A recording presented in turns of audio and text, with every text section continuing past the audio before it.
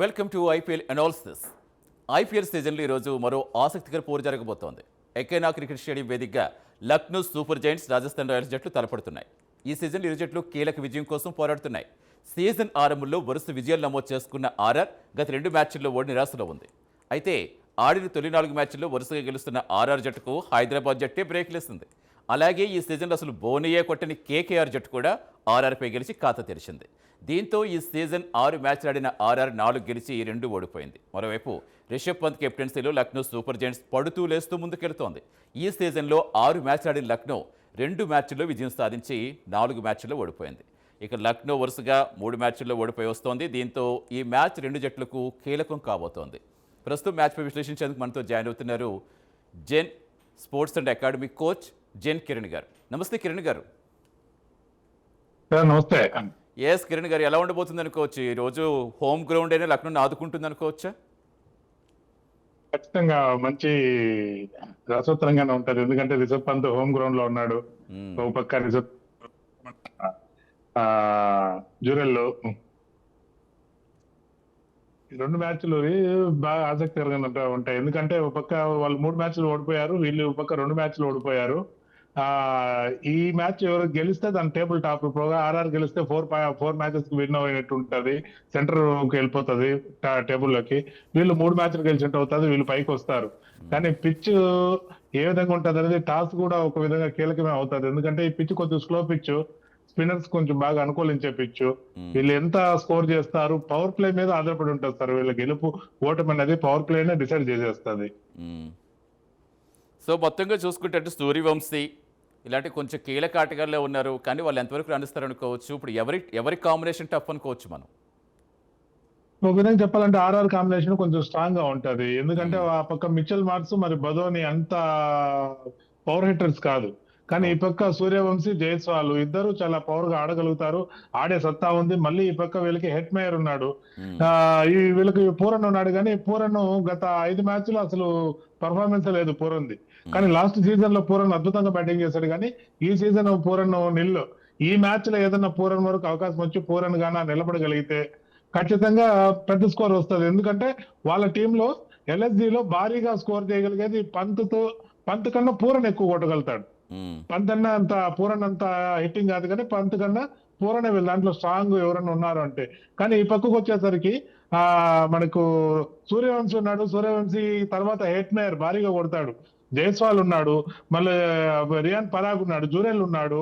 వీళ్ళకి batting lineup చాలా strong ఉంది ఆర్ఆర్ కి.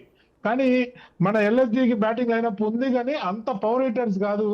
వీళ్ళు ఒక 200, 180, 160, 200 అరౌండ్ లాక్కొని రాగలిగేటటువంటి స్ట్రెంత్ ఉన్నటువంటి బ్యాట్స్మెన్స్ ఎల్ఎస్జి పక్కన. కానీ ఆర్ఆర్ పక్కన 200+, 230, 240 కొట్టగలిగే స్ట్రెంత్ ఉన్నటువంటి బ్యాట్స్మెన్ ఈ పక్క ఉంది. ఇంకా బౌలింగ్ విషయానికి వచ్చామంటే మనకు ఉన్నది ఈ పక్క జడేజా, ఆర్చరు. ఈ పక్క మంచి ఆర్ఆర్ కూడా మంచి లైనప్ ఉంది, మంచి bowling. Senior most left arm spinner ఉన్నాడు. కానీ జడేజానంత మన పరాగ్ అంతగా వాడటం లేదు. గత మ్యాచ్ లో అయితే ఒక మ్యాచ్ లో బౌలింగ్ కూడా వేయలేదు, ఆ మ్యాచ్ కూడా ఓడిపోయారు.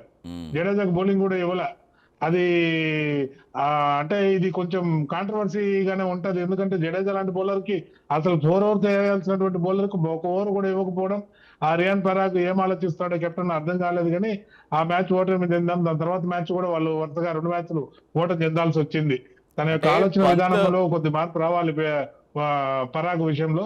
ఇంక ఈ పక్క పంత్ ఆటోమేటిక్ గా నవ్వుతానే ఉంటాడు, జాలీగా జోయల్గా ఉంటాడు. కానీ టీం ని కొంచెం కోఆర్డినేట్ చేయడంలో తడపడుతున్నాడు. మంచి టీం ఉన్నా కానీ దారిలోకి తీసుకోలేకపోతున్నాడు పంత్. హోమ్ గ్రౌండ్ ఒకటి, పంత్ నిలబడితే కనుక తనకు కొంచెం నిలబడి ఆడితే డెఫినెట్ గా మంచి స్కోర్ వచ్చే అవకాశం ఉంటుంది. ఇప్పుడు పంత్ని కట్టడి చేస్తే బ్యాట్స్మెన్ అంటే ఎవరనుకోవచ్చు ఆర్ఆర్ లో? నెక్స్ట్ బ్యాట్స్మెన్ పంత్ని కట్ చేస్తే మనకు పూరన్ ఉన్నాడు. పూరన్ తర్వాత మళ్ళీ మార్క్రమ్ వస్తాడు. మార్క్రమ్ తర్వాత చౌదరి కూడా ఒక మ్యాచ్ బాగా ఆడాడు బ్యాటింగ్, చౌదరి కూడా. కానీ మార్క్రమ్, ఈ పూరన్ వీళ్ళిద్దరు కూడా లైన్ లోకి రావాలి. వీళ్ళిద్దరు లైన్ లోకి రావాలంటే వీళ్ళకు 14 ఓవర్ 15 ఓవర్ అంటే ఫస్ట్ ఓపెనింగ్ పేరు మినిమం ఒక 50 పైన స్కోర్ చేయగలిగితే 180 అరౌండ్ వస్తుంది. ఈ పిచ్ మీద 180 గాన ఫస్ట్ బ్యాటింగ్ చేసిన వాళ్ళు చేశారు అని అంటే చాలా టఫ్ ఉంటుంది. సెకండ్ బ్యాటింగ్ చేసే వాళ్ళకి చాలా టఫ్ ఉంటుంది. అది లక్ మీద ఆధారపడి ఉంటది, కంప్లీట్ గా టీమ్ ఎఫర్ట్ మీద ఆధారపడి ఉంటుంది. సెకండ్ బ్యాటింగ్ చేసే వాళ్ళు గెలవాలి అని అంటే అంటే ఫస్ట్ టాస్ గెలిచిన పవర్ వాళ్ళు ప్లేలో ఇప్పుడు బ్యాటింగ్ గెలుచుకుంటేనే బెటర్గా ఉంటుంది అనుకోవచ్చా? జనరల్గా ఇప్పుడు ఎక్కైనా ఆ పిచ్ చూసుకుంటే మనం ఆడే కొద్ది స్లో అయిపోతూ ఉంటుంది అంటారు ఆ పిచ్. పెద్ద భారీ స్కోర్ కూడా నమోదైన సందర్భం లేదు, ఎందుకంటే ఈ సీజన్లో టాస్ గెలిస్తే ఖచ్చితంగా ఫీల్డింగ్ తీసుకుంటారు, బ్యాటింగ్ తీసుకుంటారు, ఎందుకంటే ఈ సీజన్లో ఎక్కడ ఖచ్చితంగా చూసినా బ్యాటింగ్ ఏ తీసుకుంటారు. పిచ్ చూసినా సరే బ్యాటింగ్ మంచి అనుకూలంగా ఉంటున్నాయి, మంచి స్కోర్లు సాధిస్తున్నారు. బట్ అక్కడ 160, 170 పెద్ద టార్గెట్ అయిపోతుంది కదా. ఇప్పుడు ఎంతవరకు చేసే అవకాశం ఉంది అనుకోవచ్చు? ఇది ఖచ్చితంగా స్లో పిచ్, అందులో స్పిన్ కు కొద్దిగా అనుకూలించే పిచ్ కాబట్టి ఏ ఆర్ఆర్ గాన ఫస్ట్ బ్యాటింగ్ వస్తే స్పిన్నర్స్ ని వీళ్ళు బాగా కొట్టగలుగుతారు. మన పవర్ మీద ఆధారపడి ఉంటాడు సూర్యవంశీ, పవర్ తోనే రిస్ట్ పవర్ తోనే ఆడతాడు కాబట్టి ఒకవేళ స్పిన్ అయినా కానీ లెంత్ బాల్ కానీ ఏదైనా కానీ పిచ్ చేసి కొట్టగలిగే టాలెంట్ సూర్యవంశీకి ఉంది, హెట్మేయర్ కు ఉంది, జైస్వాల్ కు ఉంది, పరాగ్ ఉన్నాడు, ధ్రువ్ జురేల్ ఇద్దరు ఉన్నారు. కాబట్టి వీళ్ళకి మంచి లైనప్ ఉంది. వీళ్ళు కానీ ఫస్ట్ బ్యాటింగ్ వస్తే పవర్ ప్లే లో ఒక 55 పైన అంటే 70 మధ్యలో ఈజీగా కొట్టగలుగుతారు. ఒకవేళ వెంటనే వికెట్ పడిపోతే తప్ప, తొందరపాటులో వికెట్ చేజార్చుకోకపోతే ఈజీగా ఒక 55 నుంచి ఒక 75 దాకా పవర్ ప్లే లో వస్తుంది. 190, 210 ఆ మధ్యలో ఆర్ఆర్ కొట్టగలిగే అవకాశం ఉంది. కానీ ఎల్ఎస్జికి వస్తే ఇలా స్టాండర్డ్ ఏ విధంగా పిక్ చేస్తారన్నది 50+ గానీ వీళ్ళు కానీ ఎల్ఎస్జి ఆ పవర్ ప్లే లో కానీ లాక్కోగలిగితే ఈజీగా 180 రాగలుగుతారు వికెట్లు కోల్పోకుండా.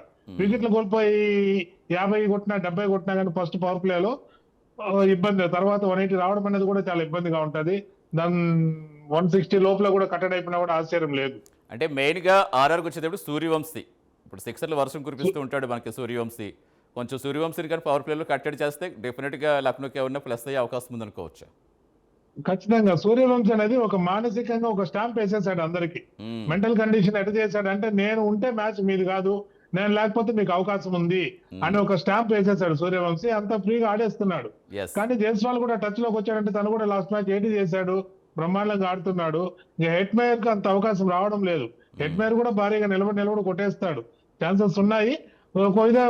సూర్యవంశీ కానీ పవర్ ప్లే లోపల అవుట్ అయిపోయాడు అంటే ఆ 180 లోపలే మాక్సిమం దిగేస్తుంది స్కోరు. 180 లోపలే కట్టడి చేసేయచ్చు, పెద్ద కష్టమేం కాదు. తర్వాత ఆడుతూ పాడుతా పక్క లైనప్ లో కన్నా వచ్చేసారు అంటే అటువైపు ఉన్నటువంటి ఓపెనర్స్ మిచెల్ మార్క్స్ ఉన్న కొట్టగలుగుతాడు. ఫస్ట్ కొన్ని బాల్ ఆడినా తర్వాత పిక్ చేయగలుగుతాడు.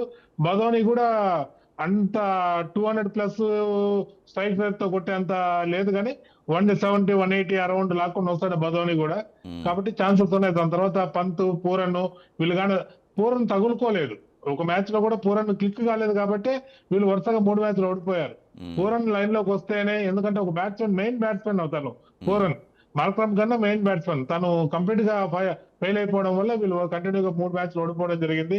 ఈ ఆ టీమ్ డిస్కషన్ ఎక్కడ జరిగింది, నెట్ ప్రాక్టీస్ ఏం జరిగింది అనే దాన్ని బట్టి ఈ రోజు మ్యాచ్ మనము చూడగలుగుతాం, ఆనందంగా. ఆర్ఆర్లో మెయిన్గా ఈ జోఫ్రా ఆర్చర్ కూడా బాగా బౌలింగ్లో లక్నో బ్యాటర్స్ని బాగా ఇబ్బంది పెట్టే సత్తా ఉన్న వ్యక్తికి కూడా బాగా చెప్తున్నారు. అంటే తనది ఎలా ఉండిపోతుంది అనుకోవచ్చు?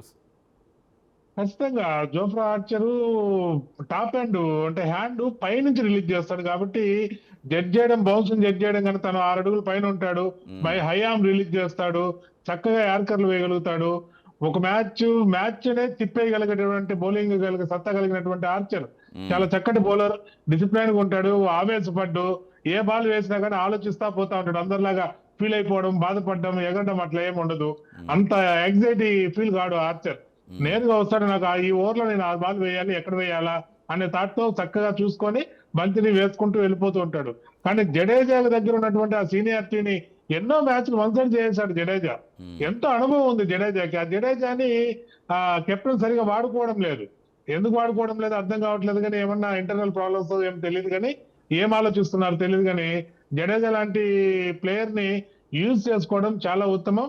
తను వాడుకోగలిగినప్పుడే కెప్టెన్ ఇంకా కొంచెం మెరుగైనటువంటి రిజల్ట్ చూడగలుగుతాడు కెప్టెన్. ఎందుకంటే ఈ పిచ్కి సంబంధించి టాస్ గెలవడం కూడా కీలకం. ఇన్ కేసు టాస్ గెలిచి కనుక వాళ్ళు బ్యాటింగ్ గెలుచుకుంటే ఆర్ఆర్, ఇప్పుడు లక్నో ప్రిన్స్ యాదవ్ లాంటి బౌలర్ ఉన్నాడు.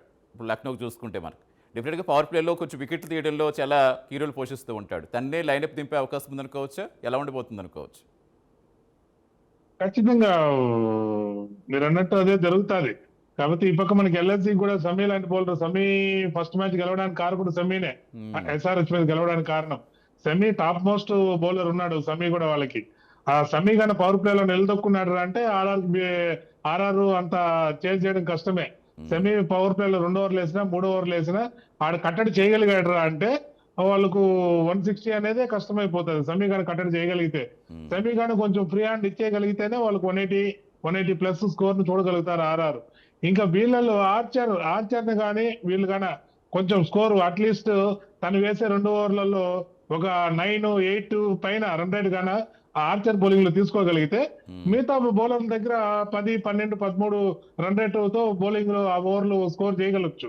కానీ ఆర్చర్ ని మైండ్ లో పెట్టుకొని వీళ్ళు ఎట్లా వేస్తున్నాడు చెక్ చేసుకొని ఆడాలి ఆర్చర్ ని. ఈ పక్క సమీర్ కూడా చెక్ చేసుకొని ఆడకపోతే సమీర్ కూడా ఇన్ స్వింగ్ అవుట్ స్వింగ్ మంచి స్పీడ్ తో 140, 135, 140 ప్లస్ వేయగలిగే సమీ. ఒక పక్క భువనేశ్వర్ స్వింగ్ బౌలర్ అయితే మనకు ఆర్చర్ ఎట్లా స్వింగ్ చేస్తాడో ఈ పక్క షమీ కూడా అంతే. 140, 135, 140 లో swing in swing out swing వచ్చిందంటే బ్యాట్స్మెన్ కి ఇబ్బంది. ఏ మాత్రం ఏమారినా కానీ వెంటనే అవుట్ అయిపోయే అవకాశం ఉంది కాబట్టి దాని తగ్గట్టు వాళ్ళు ప్లాన్ చేసుకొని చేస్తారు. చేసుకుంటే definitely చూడాలి గా- ఇంకా వాళ్ళ మైదానంలో దిగినప్పుడు వాళ్ళ యొక్క టెన్షన్ ఏ విధంగా ఉంటుందో అనేది మనం మైదానం దిగిన తర్వాత చూడగలుగుతాం. ఎస్, ఎందుకంటే ఒకవైపు ఆర్ఆర్ కూడా 2 మ్యాచ్లు ఓడిపోయి 3వ మ్యాచ్ ఈ మ్యాచ్ ఖచ్చితంగా గెలిచి తన సత్తేంటి చూపించాలని అనుకుంటోంది. ఇటు లక్నోకి అయితే డూ ఆర్ డేగా మారిపోయింది మ్యాచ్. సో మరి హోమ్ గ్రౌండ్ కలిసి వస్తే లేదు చూద్దాం, ఎక్స్పెక్ట్ చేద్దాం. Let us hope. Thank you Kiran గారు, thanks for joining in debate. ఇది Thank you. ఇవాళ ఐపీఎల్ అనాలిసిస్.